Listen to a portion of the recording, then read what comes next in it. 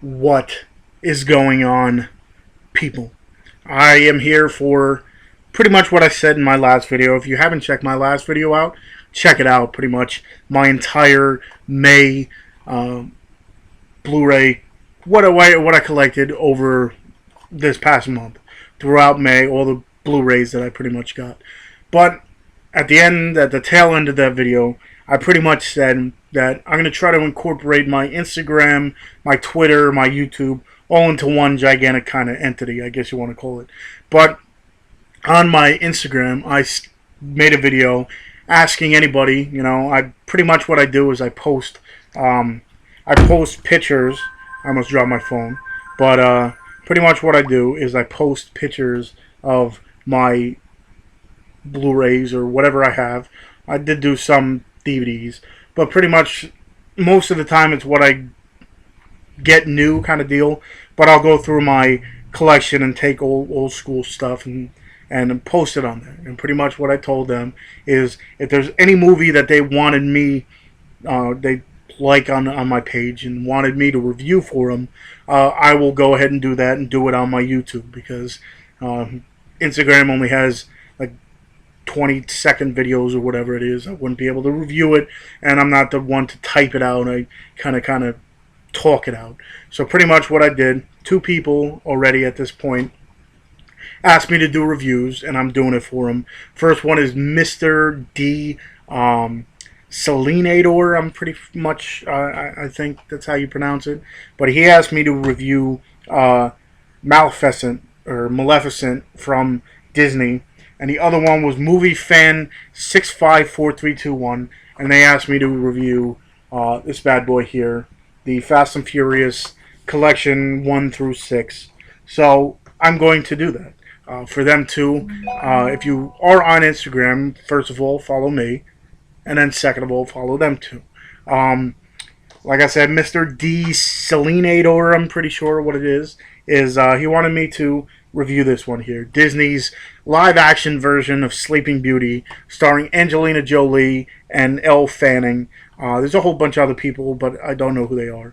But anyway, pretty much it's the live-action version of Sleeping Beauty. You know, how the girl is born and this evil Maleficent is an evil witch or whatever, and she wasn't invited to this coronation or whatever you want to call it of when the daughter was born, and pretty much puts a spell on this girl, and when she turns, I believe it's 16 or whatever it is, she will prick her finger on a spindle, like one of those wheels that you sew, and she will fall asleep and never wake up again, kind of deal. That was the cartoon version.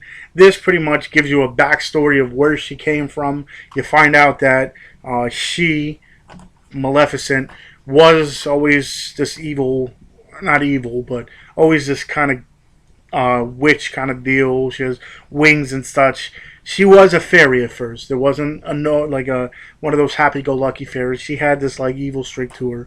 But you find out that she kind of falls in love with the father of Sleeping Beauty, and they were friends and everything. And at one point, he ends up taking the throne and kind of just goes mad with power, I guess you want to call it, and ends up cutting off her wings, and then she becomes this evil fairy, I guess you want to call it.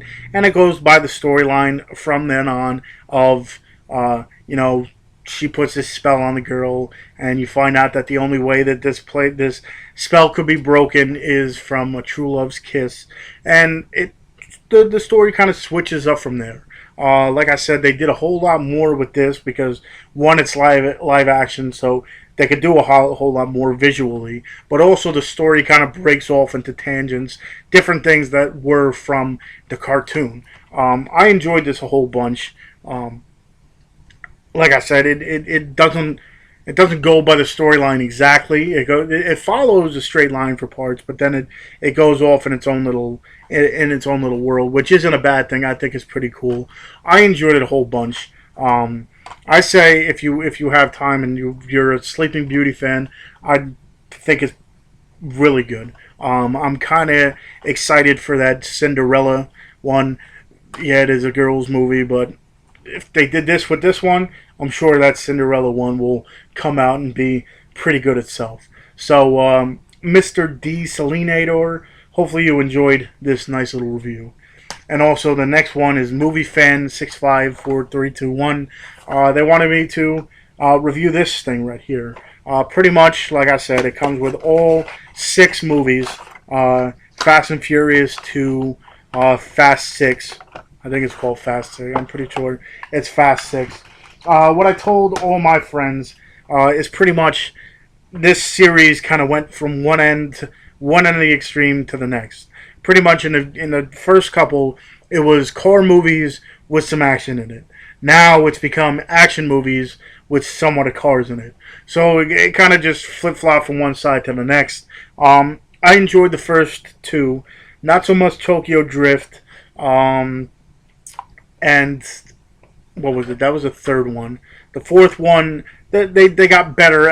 The only one I really didn't like was Tokyo Drift, I guess, because it didn't really have anyone from the original cast in it. But pretty much what this is all 6 movies. I don't want to go into depth with each of them.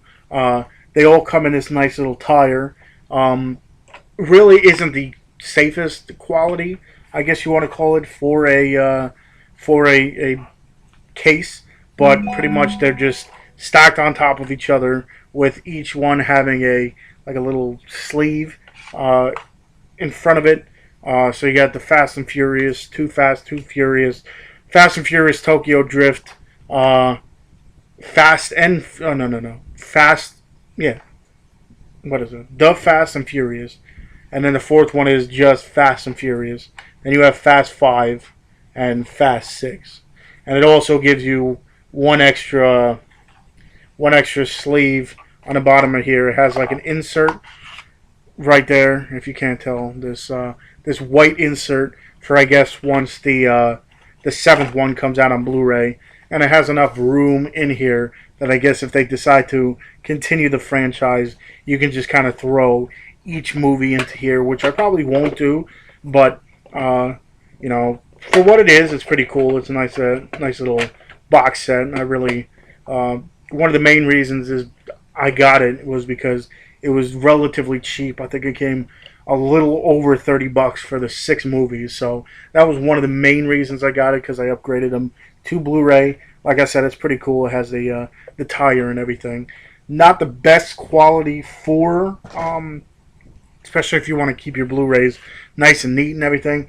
Not that they're moving around here, but the quality isn't the greatest. I mean, they're all stacked up on top of each other, especially if you lose one of those little foam things. It could ruin your DVD or Blu-ray, because I know they have a DVD one of these. But for what it is, for what it was worth, I thought it was a good deal, $30. So if you're a stickler for better packaging, they could do better, but I enjoyed it. So hopefully those 2 reviews were what you were looking for. If anybody has any questions or other reviews that they want me to do, if you've seen my updates and you want me to do a review, leave it in the comments. If you do have an Instagram and you haven't followed me yet, and you want to see what all the hype is about, follow me. The link of that will be on the bottom here. And until the next time, I will see you guys.